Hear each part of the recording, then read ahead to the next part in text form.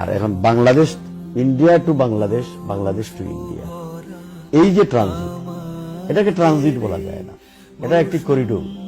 এটা সেফ বাংলাদেশের উপর দিয়ে ভারতীয়দের রাস্তা তৈরি করে দেবে। কেন বাংলাদেশের উপর দিয়ে ভারত এই রাস্তা চায়? তারা এই কারণে চায়, ভারতের যে এই যে 7টি রাজ্য, 7 সিস্টার, এটা হলো আসাম, ত্রিপুরা, মেঘালয়, অরুণাচল, মিজোরাম, নাগাল্যান্ড, এই যে 7টি অঙ্গরাজ্য, এই 7টি অঙ্গরাজ্য ভারত নামক রাষ্ট্র সৃষ্টির পর থেকেই তাদের স্বাধীনতার জন্য তারা লড়াই করে যাচ্ছে, সংগ্রাম করে যাচ্ছে, আন্দোলন করে যাচ্ছে।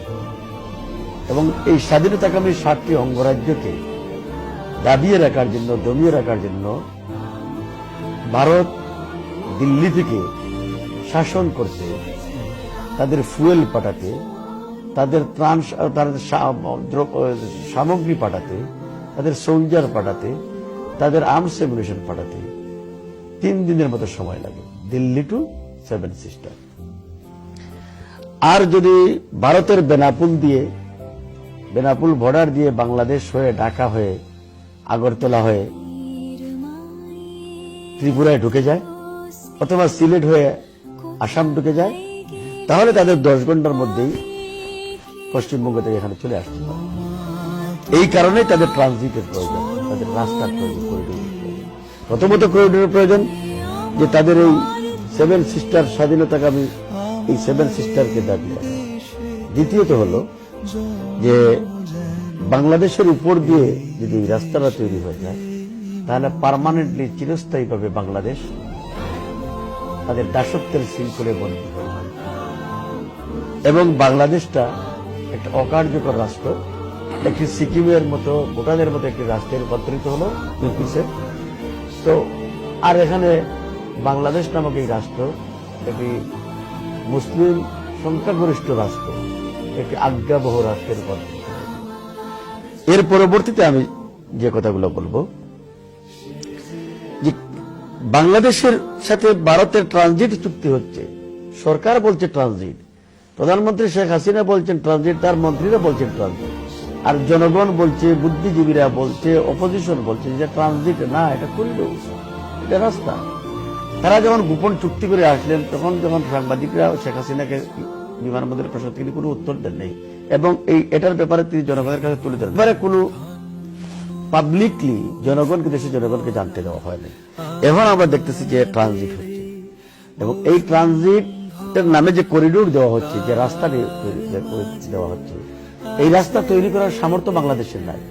এর জন্য 7,500 কোটি টাকা বাংলাদেশকে ভারতের একটি প্রাইভেট ব্যাংক থেকে চড়া সুদে ঋণ আনতে হচ্ছে এবং এই ঋণের টাকা দিয়ে রাস্তা তৈরি করা হবে, বাংলাদেশ তৈরি করে দিবে।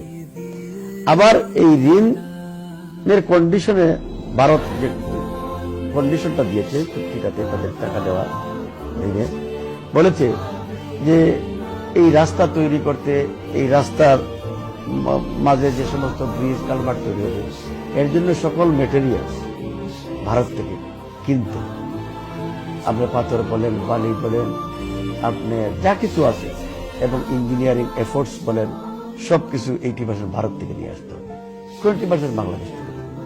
অর্থাৎ আমার বাড়ির উপর দিয়ে আপনাকে রাস্তা দিব, আমার টাকা নাই, আপনি আমাকে কড়া সুদে ঋণ দিবেন, আবার আপনার কথা মতো সামগ্রী কিনে রাস্তা তৈরি করে দিব, আপনার ইকুইপমেন্টস, আপনার ইঞ্জিনিয়ারিং এফোর্ট সবকিছু আমাকে বহন করতে হবে। কতটুকু দুঃখজনক এবং বেদনাজনক, কতটুকু একটি নতজানু পররাষ্ট্র নীতি হতে পারে বা ট্রিটি হতে পারে, চুক্তি হতে পারে। এখানে ভারতের, আমার নামটা ঠিক খেয়াল নাই, ভারতের একজন সাবেক হাই কমিশনার যিনি বাংলাদেশ চাকরি করতেন, তিনি, আমি একটা পত্রিকা দেখেছিলাম, নামটা খেলে, তিনি বলেছিলেন যে বাংলাদেশ যে ভারতকে ট্রানজিট দিচ্ছে, যে রাস্তা দিচ্ছে, এটাই না কত, এই রাস্তার জন্য যা যা করা প্রয়োজন, যে সমস্ত টাকা পয়সা, অর্থনৈতিক ইনভলভমেন্ট প্রয়োজন, এগুলো ইন্ডিয়ার করা উচিত, এগুলো বাংলাদেশ দিকে কেন? যেমন বাংলাদেশের উপর দিয়ে রাস্তাও, আবার টাকাও তাদের কাছে করা সুদে, আবার তাদের সমস্ত গুডস আমাদেরকে ক্রয় করতে হবে। তো কত বড় দাসত্বের শৃঙ্খলে বন্দী করা হচ্ছে।